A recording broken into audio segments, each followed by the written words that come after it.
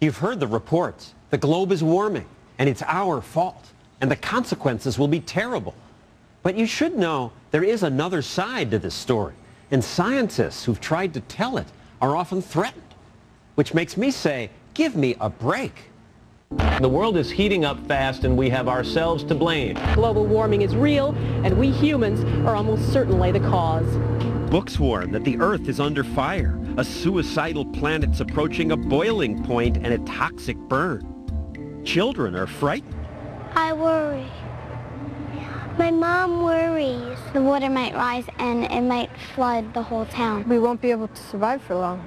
And people say since global warming is because of man, it must be fixed by man now. Some say irreversible consequences are 30 years away. This Ad Council PSA says ignoring the coming crisis is like putting our kids in front of a train. That won't affect me. What are you most worried will happen? We'll all die. Are there some people who say this isn't true? Yes. Yes. Might they be right? No. How do you know they're not right? Well, because the Earth is getting hotter. Where do you learn this? I saw the Al Gore video. And the Oscar goes to An Inconvenient Truth. The global warming documentary featuring Vice President Al Gore has been seen by millions. People have proclaimed him a prophet, a cultural icon, a conquering hero. You are a true champion for the cause, Mr. Gore. And last week, he won a Nobel Peace Prize. The Oscars were followed by other worldwide media events. You are Live Earth. With all this hoopla, it's no surprise that 86% of Americans say global warming is a serious problem. Global warming is now, by anybody's measure, a crisis. But is it a crisis? Yes, the globe is warming, but is it really all our fault? And is it true that the debate is over? No. What you think you know may not be so. For example, in An Inconvenient Truth, Gore says if we allow the globe to warm, terrible things will happen, and Sea level worldwide would go up 20 feet. Yeah, maybe like the height of this building. We'll probably just like drown and we'll die. This is what would happen to the sea level in Florida. This is what would happen to San Francisco Bay. maybe in thousands of years, says the IPCC, the group that shared last week's Nobel Prize with the Vice President. But in 100 years, the oceans might rise 7 to 24 inches, not 20 feet. A faster buildup of heat here. Mr. Gore also talks about melting ice caps. That's not good for creatures like polar bears. They show this heart-rending cartoon. A new scientific study shows that for the first time they're finding polar bears that have actually drowned. But I bet you didn't know that polar bears appear to be doing all right.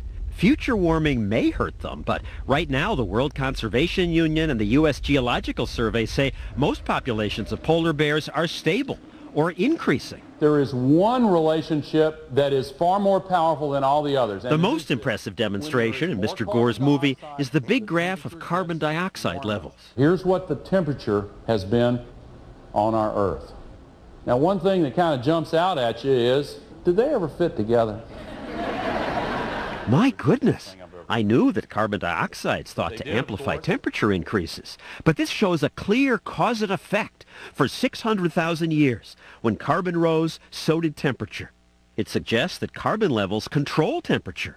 But the real inconvenient truth is that carbon increases came after temperature rose, usually hundreds of years later.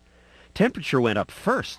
I wanted to ask Mr. Gore about that and other things, but he wouldn't agree to talk about this. Why should he when he and others say, the debate's over. The science is agreed upon. The debate is over and the science is in. It's absurd for people to say that sort of thing. It's really wrong. These scientists are among those who say the debate is by no means over. Right there. John Christie and Roy Spencer won NASA's Medal for Exceptional Achievement for figuring out how to get temperature data from satellites. They agree that the Earth is warmed. We all agree that it's warmed, I think. The big question is, and the thing that we dispute is it because of mankind?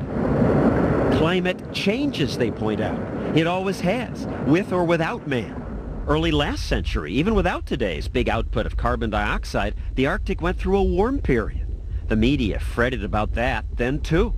And Greenland's temperatures rose 50% faster in the 1920s than they're rising now. Some scientists say the warming may be caused by changes in the sun, or ocean currents, or changes in cloud cover. Or other things we don't understand. The debate is not over. And anyway, who's to say that yesterday's temperature was the perfect one? If temperatures keep rising now, these scientists say we don't know that will be all bad. The fact is, when the climate changes, there are gains and there are losses. But Tim Ball, who studies the history of climate change, points out that all we hear about is the bad news from the IPCC, that massive group of global warming scientists. 1,000 scientists. 2,000 scientists. 2,500 scientists say the globe is getting warmer and we are to blame. There's the most unmitigated rubbish talked about.